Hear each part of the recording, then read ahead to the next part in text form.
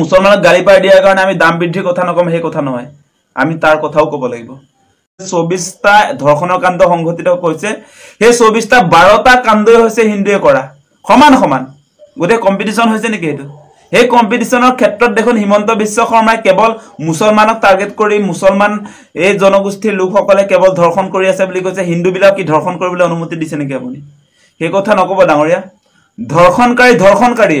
ইয়াত কোনো হিন্দু মুছলমানৰ কথা নহয় সেই কাৰণে আমি কৈ আছো যে প্ৰতিগৰাকী ধৰ্ষণকাৰীৰ বিৰুদ্ধে আৰক্ষীয়ে কঠোৰৰ পৰা কঠোৰ শাস্তি বিহিব লাগে আৰক্ষীয়ে উপযুক্ত চাৰ্জশিট দাখিল কৰিব পাৰে যাতে কোৰ্টত সেই অপৰাধীবিলাক এই পাখণ্ডবিলাক যাতে বাচিব নোৱাৰে তাৰ ব্যৱস্থা কৰিব লাগে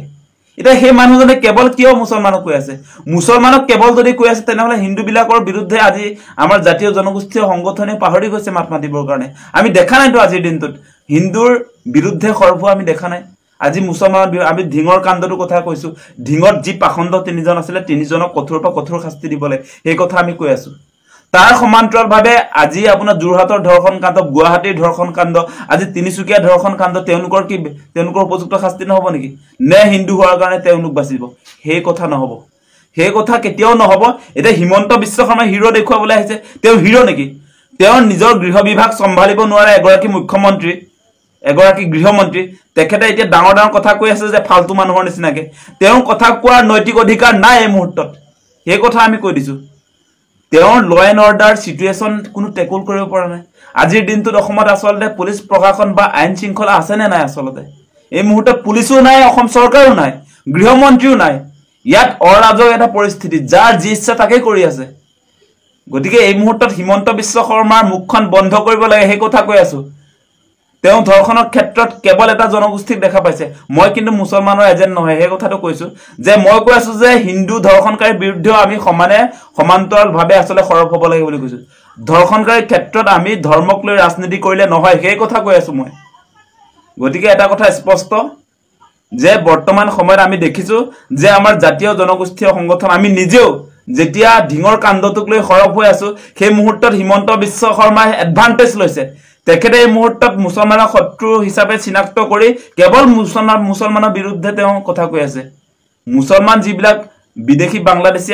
আহিছে তেওঁলোকৰ বিৰুদ্ধে কঠোৰ হ'ব লাগিব তাৰ সমান্তৰালভাৱে যিবিলাক আসলে পূৰ্ববংগীয় আমাৰ হিন্দু বাংলাদেশী তেওঁলোকৰ বিৰুদ্ধেও আমি সমান্তৰালভাৱে সক্ৰিয় হ'ব লাগিব আজি এনআৰসিত যে 19 লাখ এনআৰসিৰ চূড়ান্ত তালিকাৰ পৰা বাদ পৰিছিল সেইবিলাকৰ চিনাক্তকৰণ আৰু বিতৰণৰ ব্যৱস্থা কৰিছে না হিমন্ত বিশ্ব শৰ্মাই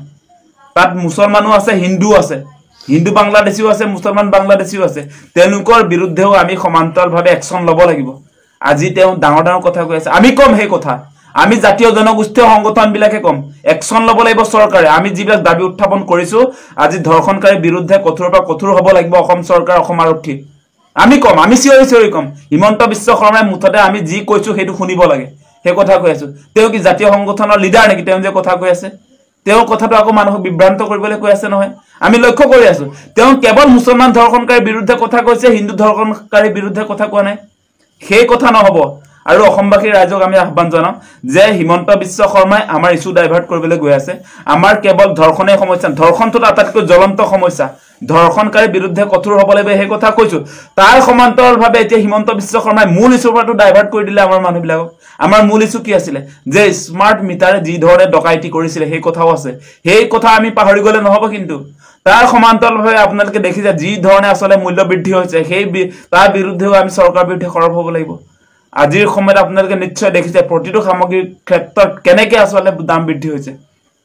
গতিকে মুছলমানক গালি পাৰি দিয়াৰ কাৰণে আমি দাম বৃদ্ধিৰ কথা নকম সেই কথা নহয় আমি তাৰ কথাও ক'ব লাগিব গতিকে হিমন্ত বিশ্ব শৰ্মা বৰ্তমান সময়ত কোনো কাৰণে অসমৰ গৃহমন্ত্ৰীৰ দায়িত্বত থাকিব নোৱাৰে ল এণ্ড অৰ্ডাৰ সিচুৱেচন তেওঁ মোকাবিলা কৰাৰ ক্ষেত্ৰত ব্যৰ্থ আইন শৃংখলা কোনো পৰিস্থিতি নাই আজি গৃহ বিভাগ ব্যৰ্থ আজিৰ দিনটোত অসম আৰক্ষী ব্যৰ্থ কি অসম আৰক্ষী 25টাকৈ আসলতে স্বাধীনতা দিৱসৰ আগদিনা আলফাই বোমা সংস্থাপন কৰি গ'ল অসম আৰক্ষীয়ে গমেই নাপালে সেয়া স্মাৰ্ট আৰক্ষী আৰু কিবা বোমা নিষ্ক্ৰিয় কৰিবলৈ কি হেলমেট পিন্ধি যায় হেলমেট আৰু কি বুলি কয় এটো লাঠি এডাল লৈ যায় নিষ্ক্ৰিয় কৰিবৰ কাৰণে আৰু হেতু প্ৰশংসা কৰে হিমন্ত বিশ্ব শৰ্মা এই মানুহজন ফালতু আছে কিন্তু একদম ফালতু মানুহ গতিকে এতিয়া আপোনালোকে নিশ্চয় দেখিছে হিমন্ত বিশ্ব শৰ্মাই বাচিবৰ কাৰণে এতিয়া আমি যিবিলাক কথা কৈছো তেওঁ ক'বলৈ তেওঁ কোৱাৰ অধিকাৰ নাই হিমন্ত বিশ্ব শৰ্মাৰ কোনো বিষয়ক লৈ কথা কোৱাৰ অধিকাৰ নাই তেওঁ মুঠতে আমি যিবিলাক কথা কৈছে সেইবিলাক কাম কৰি যাওক তেওঁ ইয়াত বাহবা লবলৈ আহিছে কথা কৈ বাহবা ললে নহব আমি কৈছো যে মুছলমান যিবিলাক বাংলাদেশী অসমত আছে তেওঁলোক বিতৰণৰ ব্যৱস্থা কৰক আমি কৈছো যিবিলাক হিন্দু বাংলাদেশী অসমত আহিছে গুটেইবিলাকক বিতৰণৰ ব্যৱস্থা কৰক তাৰ কাৰণে আমি এনআৰসি কৰিছিলো এনআৰসি 2000 কোটি টকা আমি এনে খৰচ কৰা নাই সেই কথা কৈ থলো গতিকে আপোনাৰ কথা কোৱা বন্ধ আজিৰ তাৰিখৰ পৰা আৰু আমি যিবিলাক কথা কৈ আছো সেই আমাৰ কথাবিলাক শুনি ব্যৱস্থা গ্ৰহণ কৰক সেই কথা হকিয়াই থলো